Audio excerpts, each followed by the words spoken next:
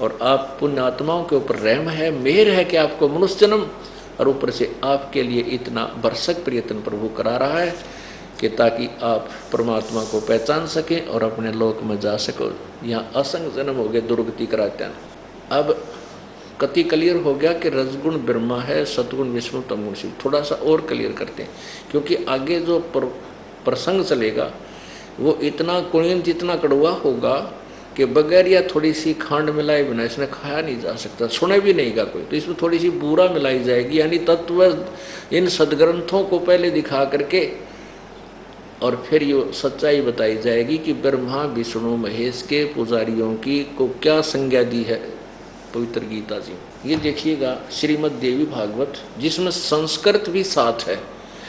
ये बम्बई से प्रकाशित है, खेमराज श्री कृष्ण प्रकाशन का प्रकाशन है ये, और इसमें संस्कृत भी साथ है, उस संस्कृत का अनुवाद भी किया है। तो ये ऑथेंटिक है। और गीता प्रेस गोरखपुर से छपी हुई मैं कुछ अनुवाद करते समय कुछ अनुवादकर्ता ने अपने हिसाब से छोड़ भी दिया है, यानी छुपाने की चेष्टा भी की है, लेकिन फिर भी छुपा नहीं। कहते हैं चोर चुराई तूंबड़ी, वो गड्ढे पानी में, वो गड्ढे हुआ ऊपर आवे, सच्चाई छनी ना। अब देखो पवित्र श्रीमद् देवी भागवत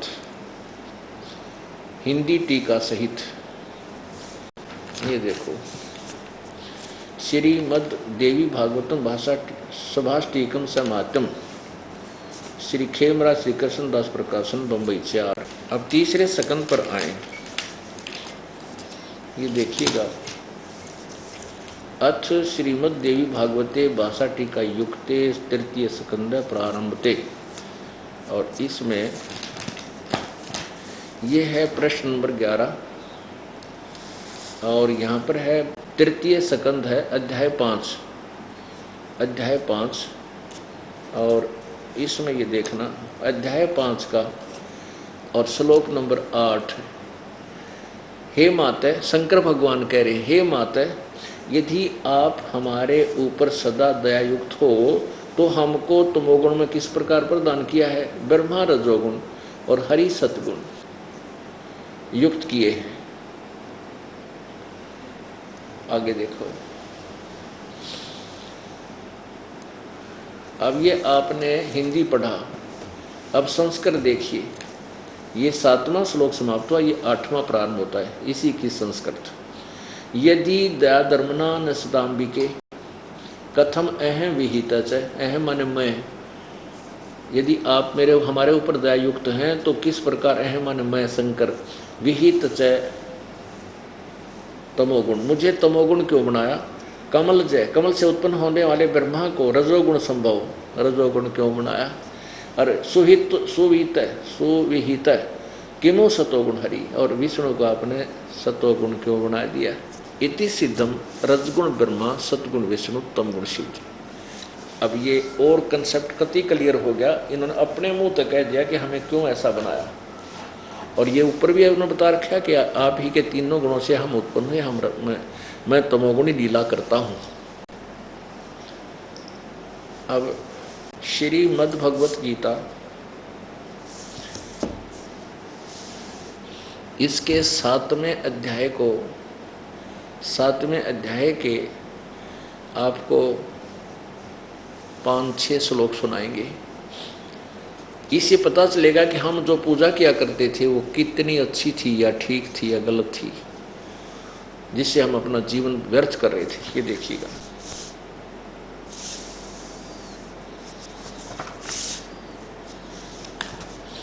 अध्याय नंबर 7, ये देखिएगा अध्याय नंबर 7 मंत्र नंबर 12 श्लोक 12 से शुरू करेंगे।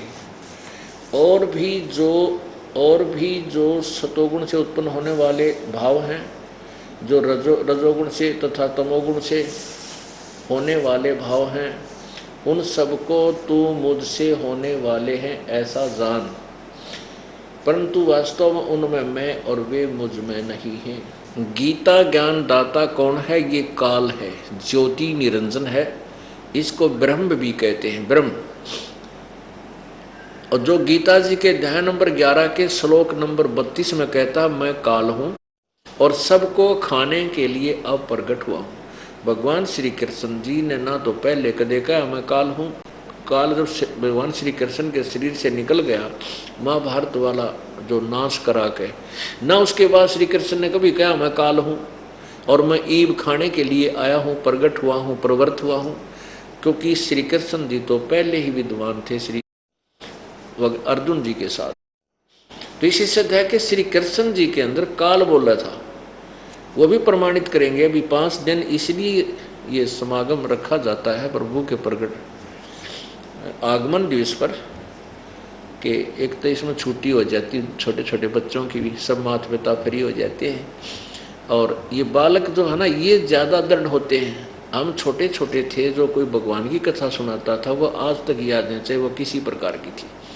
तो ऐसे ही ये बच्चे जो रंगे जा रहे हैं रंग में, छोटे छोटे बच्चों के जो ज्ञान हमारे बच्चे सुनकर जो औरों को बताते हैं, हैरान रह जाता है ये दास के इतने पाक गए मेरे बच्चे। और जब तक हम इतने पकेंगे नहीं इस ज्ञान में, हम काल के जाल में फंसे रह जाएंगे। इसलिए दास आपको रह रह कर ये चैप्टर सुनाता है, क्योंकि ये ज्ञान, ये अमृतवाणी भगवान की रह रह कर हमने कभी सपने में भी ना सुनने मिला करती ये बोल, इतने अनमोल वचन। और अब आज वर्षा कर रखी है मेरे परमात्मा ने अपने बच्चों के ऊपर, वर्षा कर रखी है, रह रह कर मेहर बख्श रहे हैं। सीडी के माध्यम से बुक दे रखी है, उनको पढ़ो, फिर सत्संग सुनो। तो ऐसे ही हम धनी होकर के सतलोक में चले जाएंगे और पाप रहित होकर सतलोक जाएंगे। अब ये काल क्या कहता है कि जो रजगुण से होने वाले भाव, रजगुण ने ब्रह्मा, और तमगुण रजगुण ब्रह्मा से जीवों की उत्पत्ति, यानी वासना प्रेरित होकर के, और ये संतान उत्पत्ति करते सभी प्राणी। और फिर विष्णु जी से सतिथि, सतोगुण विष्णु से सतिथि, एक दूसरे में मोह ममता जग से जकड़े हुए हम हैं सतिथि।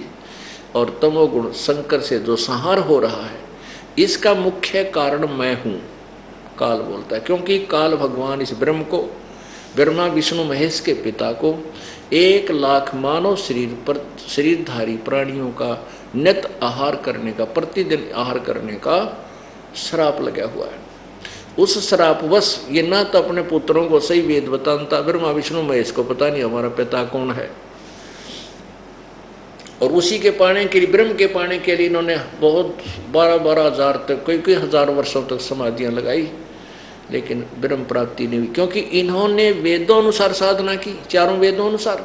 उनमें लिखा है कि ओम नाम, ये काल कहता है 11वें अध्याय के 47 और 48 श्लोक में कि अर्जुन मेरा ये स्वरूप है जो आज से पहले ना किसी ने देखा, तेरे अतिरिक्त ना पहले देखा ना आगे दे सकता। ना मैं किसी वेद में वर्णित विधि से, ना किसी जप से, ना तप से, ना क्रिया से मैं किसी को नहीं मिलूंगा, मेरी प्राप्ति नहीं हो सकती। इति सिद्धम के वेदों में वर्णित विधि से प्रभु प्राप्ति नहीं है, और लाभ बहुत है। तो इन ऋषि में ऋषियों ने समाधियों लाई, ध्यान लगाए, भक्ति करी, वेदों अनुसार ओम नाम का जाप किया, कुछ अपनी मन ग्रंथ जो काल प्रेरणा से समाधि भी लगाई, हठ योग किया, तप किया, परमात्मा तो मिला नहीं, ये एटम बम बन गए। इनमें सिद्धियां आ गई, स्वर्ग तक चले गए, महास्वर्ग ब्रह्मलोक में चले गए, अपने वहाँ पुण्यों को समाप्त करके फिर 84 लाख योनियों में फिर चक्कर में आ पड़ गए। तो ऐसे है, इसने काल ने अपने पुत्रों को भी सही भेद नहीं दे रखा। ये तो परमेश्वर आया और कबीर भगवान ने इसका सारा पत्तल पाड़ी, इसकी सारी जो अज्ञान हटा